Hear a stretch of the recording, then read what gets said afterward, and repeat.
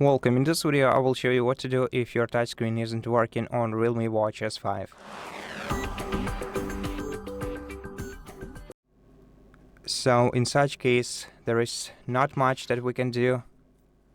In case, speaking of hardware, because we don't want to disassemble our device, especially if it's on warranty. So let's just wipe the surface of the watch face using a microfiber cloth, or if you don't have microfiber cloth around, you can also use your cotton t-shirt.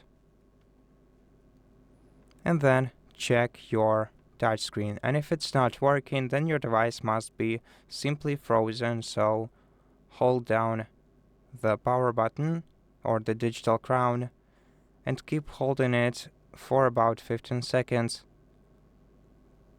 After this time, your display will completely go off, and then you can release the digital crown and wait for your watch to restart automatically.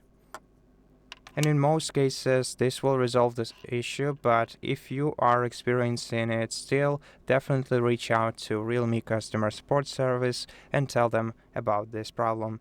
Thank you for watching this video. If it helped you, please consider subscribing to our channel, leave us a like and a comment below, and I'll see you in the next one.